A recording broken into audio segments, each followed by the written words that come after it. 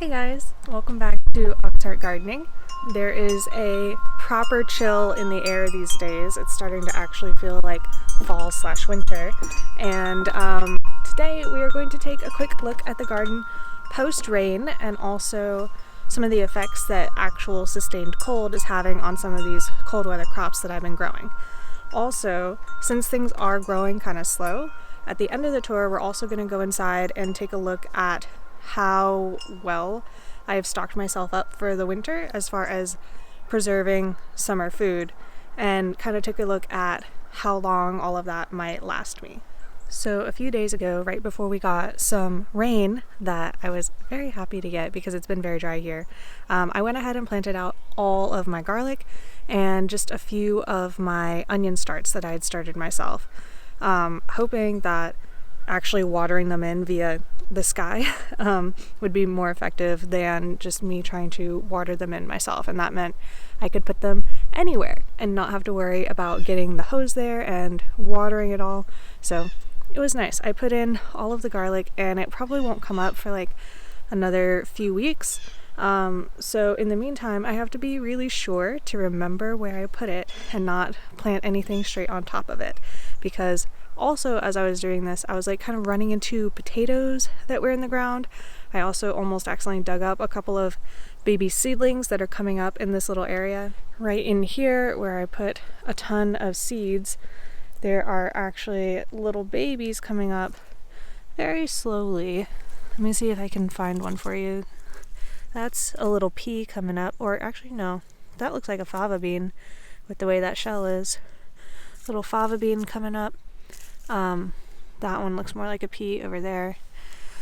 But yeah, I accidentally almost dug up some of those. But what I can tell you is mostly I put garlic along the edges of things. So like right in here should be garlic. I put some right underneath this trellis like I did last year. Just kind of places that they will be out of the way, because remember, garlic actually would not be harvested until like June or July. So all of my tomatoes, peppers, all of that summer stuff has to get put in while the garlic is still there. So I'm definitely planning ahead for that and thinking about where can I put this garlic where it won't be in the way of anything. So in addition to kind of putting it around the edges, I also kind of spaced out where I put it so that if I needed to, I could just put plants in between it. And I didn't have like a whole block of the garden that was dedicated to garlic. I did also put some garlic in the berry patch back there, just to kind of see how it does. Something like 10 cloves are back there around and near the berry bushes, just as an experiment of interplanting. So the fava beans are surviving it being more consistently cold, but they seem to not be really growing much anymore. They're kind of just existing, which is fine. Getting a harvest off of winter fava beans is kind of a bonus. They are fixing nitrogen while they're here, and they are also providing ground cover and a live root system to interact with the mycelium. So they are still serving a purpose even if I don't end up getting any beans from them, although it would be nice if I did. My broccolis have been surviving the cold, but they have been taking it a little rough. This one you can see I harvested the head not too long ago. And yeah, it's still here, it's still fluffy, but they are struggling with the cold a bit, because here it still gets kind of hot, cold, and it's just now in like the past week that it feels like it has really calmed down into a solid, like, okay, it's going to be cold now consistently. You can see this one is a little flopped over and upset about it. He's still alive, still making a teeny tiny broccoli head, but definitely not a big, fluffy, upright, healthy plant. It turns out these cauliflowers I planted absolutely cannot take the cold. It's not even that cold, you know? The lowest I've seen it getting is like in the upper 20s, and Yeah, this one started to make a little bit of a cauliflower head, but it is so sad, especially compared to all the other brassicas. Cauliflower seems to be the most finicky of the ones that I have planted. Hey Draco, you like laying out in the sun? I bet it's warm for you with all that black fur. What has surprised me is the calendula is actually looking great. It's not flowering right now, but it has been surviving really nicely. I didn't really expect that. I guess if it's made it this far, there's a chance it's perennial in my area, which would be cool to find out. I didn't do too much research into this plant. I just knew it was a little more cold tolerant. There are 2 cauliflower plants in the garden that are doing okay, and these are actually the 2 biggest ones. So the size of the plant has definitely helped these guys to survive. It could also be the variety. I cannot remember which variety I put where. But this one looks like it might actually be starting to form a little cauliflower head in there, which would be really nice for me. I do really like cauliflower. The Brussels sprout patch looks the healthiest out of anything, and if we zoom in at one of these plants, you can see all the little sprouts starting to come in. In some places they are nice tight little Brussels sprouts, and other places they're a little more open and leafy. I think all of these are the same variety though. Right along here is where I put in some of my own onion starts. You can see these little babies poking up right here. If these survive and make me onions, they'll be the first ones I've ever grown from seed. So that's pretty exciting. The reason I didn't plant out all of them is 1, I was feeling lazy, and 2, I decided it would be nice to kind of succession plant them and see what planting time seems to work best for them. Oh, hello Draco.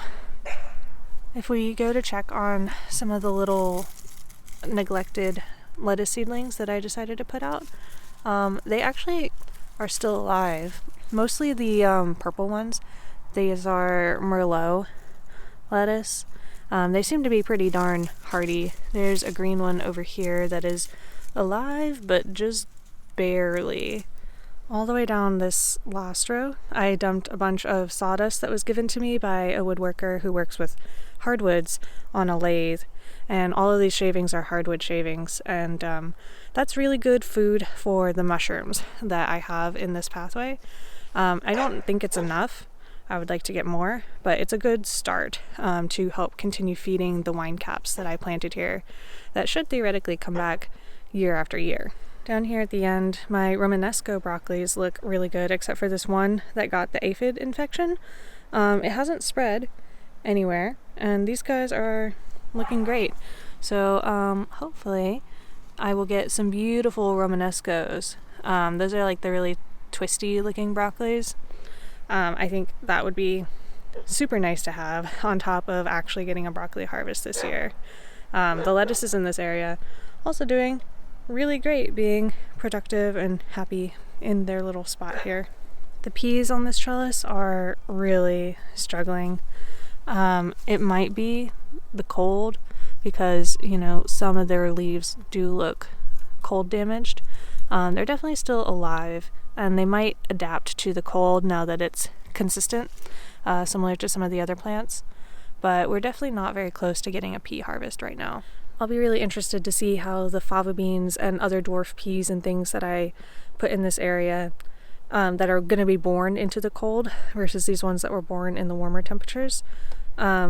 See how it compares, whether or not these actually do better with the cold.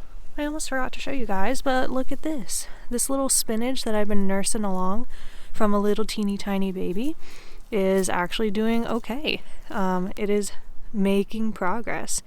I actually put out a ton more spinach seeds in this area, so maybe we will get some more coming up in the next couple of weeks.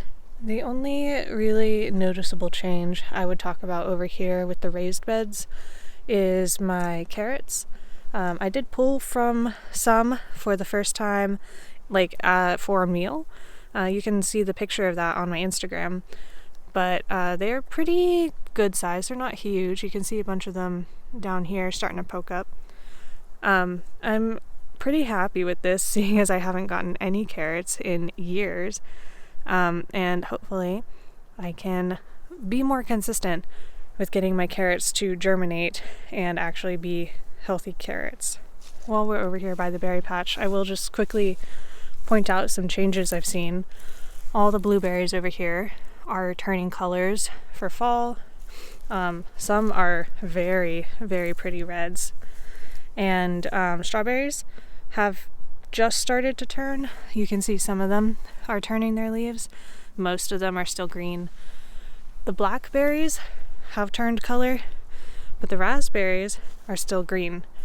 And I just think that's interesting to know, to see how different it is. The raspberries are been trying to fruit to the very end. I think these are some little baby flowers that just got kind of frozen. I can see a few more around here. It seems like it would just keep fruiting and keep fruiting, but the cold has really forced it to stop. Oh my gosh, my fingers are freezing. Let's take a minute to look at all the indoor stuff and all the food that I put up. Okay, so let's start in the pantry, because that is where my popcorn is. So this one is my homegrown popcorn. This one is a store-bought popcorn. This looks beautiful. I did weigh it all out for you, so I have a number that you'll see on the screen for how much popcorn that is. I think it's over 50 ounces, which is really good. That might actually last me a year. We'll have to see. Other stuff in here, we've got beans. These are from those purple pole beans. These are from my noodle beans.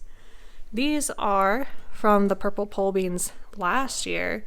You'll notice these beans are much darker than these, and I think they will just get darker over time. That just seems to be what they've been doing. These are noodle beans that are from this year.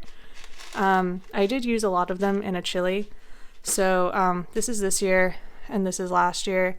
I will probably keep the rest of these as seed stock for next year and start dipping into the other ones. And then under here we have fava beans from the spring. These are just split into the two different varieties, so that when I go to pull these out and plant out of them, which I do because I'm lazy and I don't want to separate my seeds from my food, I just know which one it is. In here I also have sun-dried tomatoes.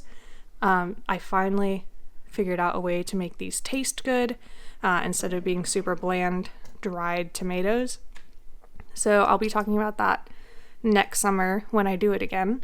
And I think there's a few more sun-dried tomatoes in this oil here. I don't want to go outside and go down to my big freezer, but we can see here what is in the big freezer. The pesto is homemade. I have 2 big gallon-sized bags of pesto cubes in there. The Ivar and the baba ganoush, they're both upstairs in this freezer, which is why they're not on the list, but I have about a bag, 1 gallon bag of each of those in this freezer upstairs. And remember, these are both eggplant based sauces. Baba ganoush is like hummus but with eggplant, and Ivar is kind of like baba ganoush but with also roasted red pepper blended into it. I do also have, these are homegrown berries. That is 1 container of each type of berry still in the freezer, and 1 big gallon-sized bag of ginger, which I also have one of those in here.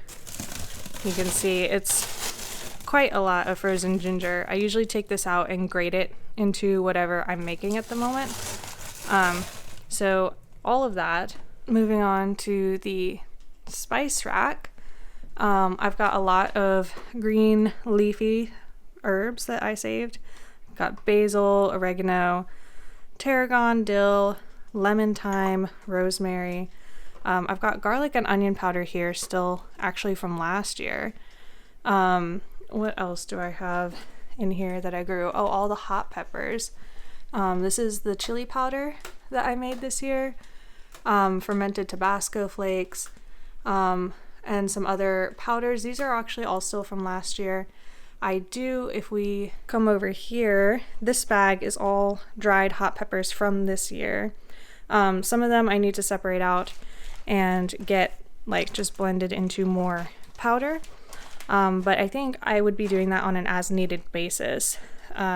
They are going to be fresher if I keep them this way, as opposed to going ahead and grinding them up, even though I don't need them right now.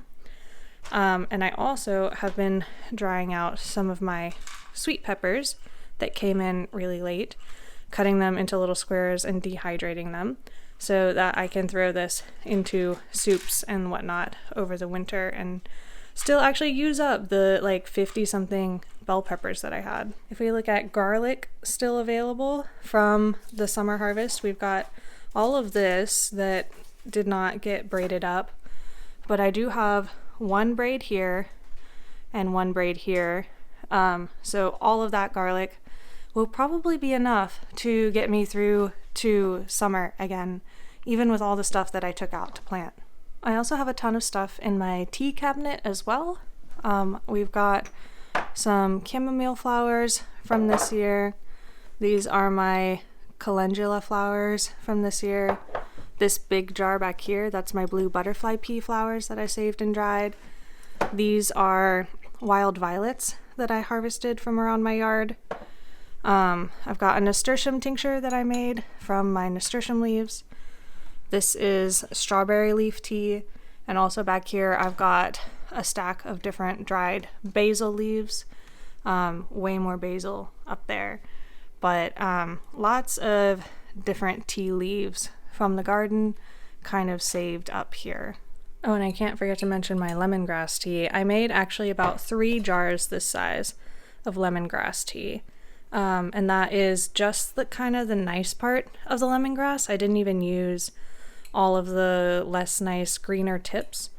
So that plant made so much lemongrass. I also took out something like 20 of the best looking ones and pre-peeled them down to the little cores that you would use in cooking and put those in the freezer.